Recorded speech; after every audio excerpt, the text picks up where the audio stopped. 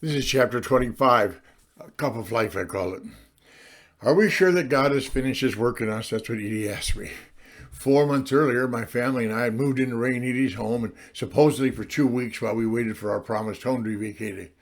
Gray and Sandy had left for California, and my wife and I were busily moving our furniture into our new home. It was the first week in September of 1978. My wife put the pictures on the walls, and we enrolled the boys in their new school. It was a great blessing to be able to stretch out in this 4-bedroom home. My wife quickly grew accustomed to the freedom of having her own nest, and the 2 younger boys settled into their integrated school. Our oldest continued at the Farmington schools because of his age and the sports program. We drove him there and back each day, about 12 miles each way. I began to hear the Lord in my heart tell me to take the tent to Columbia, South Carolina, a place I'd never been. We were still living day to day for our expenses. It was amazing to see how many ways God would provide. And he did provide. Whether we needed money for gasoline or groceries or rent, it usually came on the day we needed it. We would later learn that he owns the earth and all that's in it, and he sometimes pays when he wants. When the Lord told us to sell out and follow him, I guess I had the idea that somehow he would arrange for some sort of weekly or monthly salary for us to live on. Who would have guessed that he would give us the same daily bread he told us to pray for in what we call the Lord's Prayer? I also learned over the years that he was able to supply our needs in every situation, that he would supply for me when I was absent from the family, and he would supply for my family in those same times as well. Like we were in 2 different situations. His commitment was to me and mine. I studied the map to South Carolina and deduced that I needed $160 to drive the bus to Columbia. I figured 2 days driving, food, and motel for myself and a young man named John who was going with me. John was 21 years old, loved God, and was raised by missionary parents who had spent some time in Africa. He was also engaged to a young lady from the Christian Missionary Alliance Church. I had no money to make the trip, so I began to fast and pray. I moved my clothes into the bus, expecting to leave any day. Each morning, I would shower and go to the bus for that day's change of clothes. After several days of fasting and praying, I was doing some minor adjustments on the bus when my wife came to me in the driveway to inform me that my friend Richard, whose wedding I had been best man in just 2 years prior, died of a heart attack on the tennis court in Florida, where he lived. He was 33 years old. I attended his funeral and was asked by his parents to say a few words. To my knowledge, Richard had never confessed faith in God. I shared my relationship with the congregation and told them that I had loved Richard and that God loved him too. After a total of 5 days of fasting and prayer, a young woman came from the church to our house and said the Lord told her to give me $200. I rejoiced and gave my wife $40. The next morning, I piled our 2 younger sons in the bus and dropped them off at school. John and I began our journey to Columbia. Once on the road into Ohio, the devil, who I had some experience with and who's always tempting us to doubt God, began to tell me that I was a little nobody, that there were already lots of experienced ministers with more knowledge than me in Columbia, and that I was just wasting my time and money to go there. I began to feel that I'd probably fail and return home embarrassed. As I drove that road with fear and doubt troubling my mind, the Lord broke through and told me he was sending me to Columbia, that I needed not listen to doubts and fear. His voice, as always, brought faith, peace, and joy to my heart. John and I spent the first night somewhere in Tennessee, and the afternoon of the second day out, we pulled into a cheap motel on the outskirts of Columbia. We spent the last of our money I had on the room and a simple dinner. Back in our room, we fell to our knees and asked God to lead us to the place that we were to set up the tent. Give us a room to sleep in and a place to eat. We turned out the light and slept easy. Back in Detroit, I'd come across a directory of churches and ministers who were not affiliated with the denomination, a fellowship of different ministries around the world. Over coffee, John and I scoured the membership book and found a church in Columbia listed in it. I called the number provided and spoke to the young pastor, asking him if he knew a place I could set up the tent. He directed me to a man named Jesse, who suggested I call a couple named Jim and Nada. They owned an old motel on Charleston Highway in Casey, a suburb of Columbia. In a phone conversation with them, they asked me a lot of questions, no doubt hoping to catalog me. They invited us to come and talk. They weren't sure who I was, what I was going to say and do. So John and I drove onto the highway of the motel, and a short time later found Jim. He was a man in his 50s. His wife was Nada, a sweet gal. The motel was a 1940-style single-story building laid out in a U, and on the property, joined to one end of the motel, was a brand new restaurant that they owned, and it was called the Eastern Gate. They had opened it with hopes to serve the Christian community in the area. So they were servants. Their home was an extension of the other end of the motel, in the front, on the road. Jim and Nada had 2 sons, Johnny and Brian. Johnny was married and had a baby girl 2 or 3 years old. I remember the southern drawl on that little girl and was just amazed at how big it made her sound. Brian was single, but he had a nice girlfriend that he would eventually marry. After an hour or so of talk, Jim, his mouth full of a chaw of tobacco, took me outside the house and pointed to a vacant piece of land next to the motel and asked me if my tent would fit there.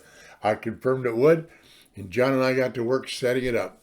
Once it was set, we returned to Jim and Nada. They told us to bunk in room number 15, eat at the Eastern Gate, and just sign the tickets after each meal. John and his fiancée had made plans to marry when he returned from the trip with me. I didn't know that he meant to pull up stakes as soon as the tent was erected, but he did. I drove him to the airport, and he left for Detroit to marry his betrothed. My wife played a huge part in the wedding and the reception. I conducted meetings under the tent each evening with a sparse attendance. During the day, I spent my time at the restaurant among the cooks and waitresses as well as the customers. It seemed that the real ministry was taking place in the restaurant. God uses a lot of things to teach you. I soon began to realize that motels, especially inexpensive ones like this that I was staying in, was a haven for troubled people. Nada lived her life like a broken-hearted mother, and the traffic that frequented her motel was made up of broken people. Many nights, late, after sane people were in bed, Nada would appear at my door at room 15 to ask if I was asleep. When I woke, she would tell me she had someone at the office she wanted me to meet. That came to signify she had a stray soul, troubled and in need of some kind of a healing. I would dress and meet her in the office of the motel, whereupon she would introduce me to the subject and tell me a bit about their problem. I would speak to them what God thought about their issue, pray for them, and believe God to fix it. I remember writing in a notebook that I felt like a cup filled with life, and that God was pouring himself out of me to the poor and needy. I remember broken hearts whose families were being torn apart. I watched as God put them back together and brought them as a family to the restaurant. There were lost souls, drunks who were wandering the streets and fell into Nada's lair, where we would pray and speak and pray some more. Watching them get sober and their hearts open and succumbing to the charms of Jesus and being born again. One young man who came in was dumb. Nada told her she had someone in a motel who would pray for him, and he would be able to speak. After waking up to her knock on the door, I met her in the office and spoke with the young man who evidently used to be able to talk. I never did figure out his problem, but we prayed for him and we began to talk. Childish at first, and then pretty fluently. And during that time, I also encountered a number of strange characters as well. When one is on the road in ministry, you have to expect opposition from every corner, and that includes false believers, religious demons, and people who are mentally impaired, proclaiming to have the secret truth. One afternoon, I was in my motel room on my knees, leaning on the bed praying. I felt that my head was in the lap of the Lord when I sensed something else in the room. I hope this doesn't frighten you. Without shifting my position, I turned my head toward the door of the room, and there I saw what appeared to be a beast on legs, with its arms hanging by its side. It had the face of an animal, like a Bouvier dog, and long, coarse gray hair on its body. Without emotion, I told it to leave and return to my prayer. In a moment or two, I turned again to see it standing at the door with its hand on the doorknob. It seemed to be challenging me to see if I meant what I'd said. I repeated my command and told it that it had to leave. I watched as it disappeared through the closed door. This was another experience that taught me that the unseen world is real, and there is a war going on behind the facade of this world. Many years later, I would come to understand the full force of this experience and what it would mean for me. I was in the restaurant one day drinking coffee when a man with a lisp came into the counter to talk with me about the tent. He said he and his wife had worked with the tent ministry some years before, and he was enjoying reminiscing with someone who understood the way it all worked. He told me his wife had not been out of bed for some years, and would I come to pray for her? I agreed, but said I needed to drive myself to his house so I could return for the meeting at night. I also needed time alone to prepare for the evening ministry. His house was a trailer out in the country. I parked and followed him into the house. I was met with an unkempt living room, gray-haired woman on a sofa, surrounded by magazines and male officers from ministries around the country. We were introduced, and I pulled up a chair to sit as close to her as possible. She told me she simply did not have strength in her legs to carry her, and she'd been in that condition for years. We talked about Jesus for a while, and the ministry she and her husband had been involved in. I told her I had to go, but I wanted to pray for her, which I did. Before I rose from the chair, she offered me all the money she had, which was $2. I refused and told her I didn't come there for money. She apologized, and that it was so little that she had sent money to every minister on TV, but I was the only one who came to her. Of course, I was the only one close enough to come to her, and she continued insisting that I accepted that $2. So I left. I made the arrangements for a local group of musicians that called themselves the Young Prophets to play and sing that night under the tent. They started to sing and play at 7 o'clock, and the people continued to enter through the large opening in the side of the tent that served as the door. About 30 minutes, I should say, into their ministry, I looked up in shock as I witnessed this man and his wife walking together through the door, him with his tears in his eyes and she with her hands lifted in the air. The Lord had healed her. Isn't that wonderful? How wonderful he responds. Just a simple faith. We receive not because we don't ask.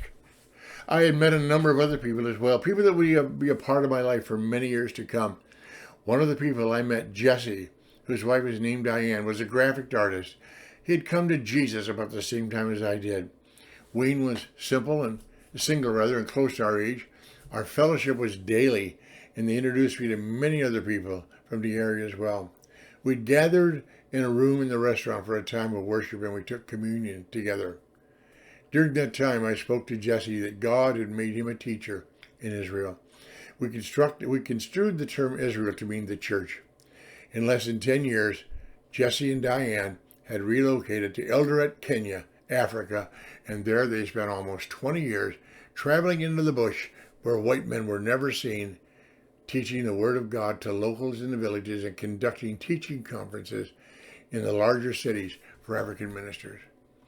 About 3.5 weeks, after about 3.5 weeks of exciting, fruitful ministry, I took a break to fly home for 1 week to see my family. My wife and our sons picked me up at the airport, and we stopped on the way home for dinner in a restaurant where I broke a 7-day fast I'd been on. The week went fast, and I flew back to Colombia to the tent to labor some more. But something was stirring within me, and I needed some quiet time to discern my way through it. I had learned that when God was speaking to me, it was in my inner man with a combination of desire and vision. I felt he was telling me that he wanted me to move my family to Colombia.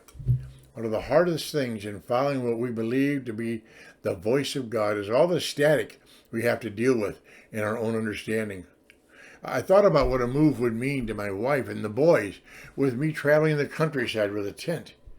Colombia is unfamiliar territory. Our friends and support group was in Michigan. Finances were still a daily thing with me. There was no money beyond what we needed today. Nothing for tomorrow at all. I never asked for an offering or money from anyone or anything. I felt that I was God's responsibility. He called me. He'd have to take care of me. There was a tall plywood box I made and painted. The Lord's Meal box was on it. Those who were so inclined could donate there. Never much came in.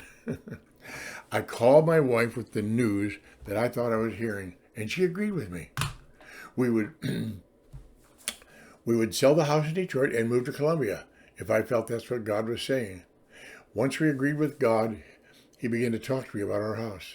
He said that I would not have to look for a house in Columbia, that he would bring it through the front door of the restaurant. I waited.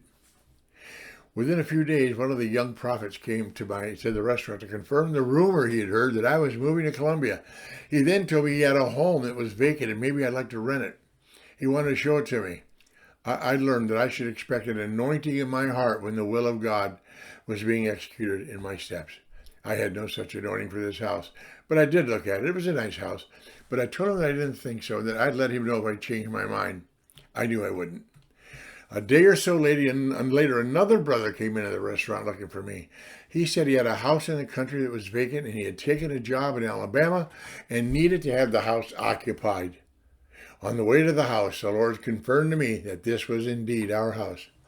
We drove out a blacktop road about 10 minutes from the restaurant and turned up the hill on a sandy road to the end of the street. There on the top of the hill was a brick ranch with 4 round white columns holding the porch in place. The house had 3 bedrooms, an attached garage, but no basement. It had a working swimming pool in the backyard. He was going to be gone for a few years, so he offered it to me for the mortgage payment of $350 a month. I said yes and gave him the payment book, and he gave me the payment book and the keys, just like that. Drove away. My rent payment would begin on January the 1st, 1979. It was now the end of October, 1978. I went to Jim and Nada to settle up for the room that I'd stayed in for 6 weeks and the food I ate at the restaurant. I had little money beyond airfare home. However, I knew that God would pay for what he ordered. They took out the receipts I'd signed and tore them up in front of me with the admonition to return soon with my family. They covered it all. Even now, my heart is overflowing with gratitude to Jesus for his care. I packed up the tent to store it in the bus and parked it at a new house and flew home to my wife and sons. This was to be our last winter in Michigan. I was fully confident that whatever God ordered, he would pay for. That's why I learned to wait on him for his will and provision. I was now weak in the world, but strong in faith. I was certain he would and could do all things for me. That was the end of the chapter.